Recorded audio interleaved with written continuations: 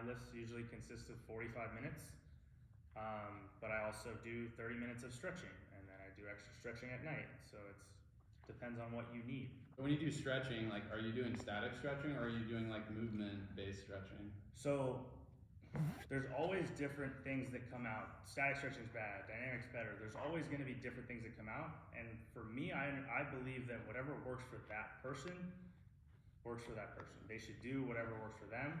Static stretching can make the muscle too relaxed, but if someone's so tight and their hips are so tight, I mean, my hips are tight, I static stretch because I know I need to get into safe ranges of motion. Otherwise, if I'm pitching and my hips are tight and something's tight, I'm jeopardizing other parts of my body.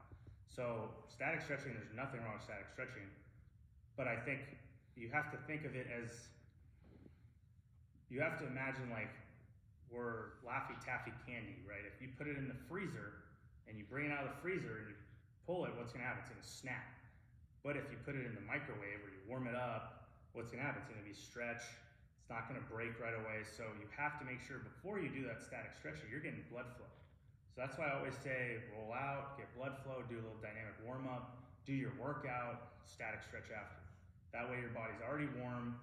You can do all your hip mobility, shoulder mobility, hip cars, shoulder cars, all those different things that are gonna help open the joints up. How do you feel about stretching versus rolling out, like both? Yeah, you need to do both. Definitely need to do both, but also, like I said, everyone's different. Some guys are hypermobile, like their hips are hypermobile. Like when I've worked with kids that they can do the splits, their hips are too mobile, shoulders too mobile. I'm not having them do any extra stretching. I'm gonna have them do a workout that's gonna tighten up those muscles and those joints, so that way they'll be able to perform better. If they're hypermobile, they're not gonna be strong in those ranges of motion. So we need to strengthen those ranges of motion. And then someone that's super tight, we need to do more mobility work, more rolling out, more stretching.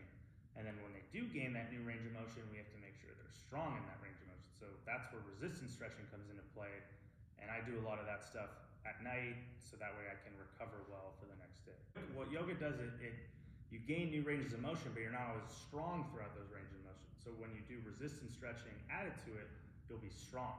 So it's like if I have so much layback, because I see kids, their arm goes back further than mine, but when they get to those points, it's weak, right?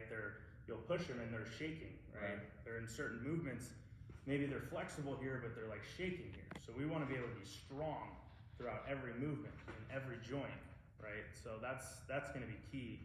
Kind of do it with a band too? With the band, you could also grab a band, pull back, and then just do an eccentric movement. Maybe pull up with two.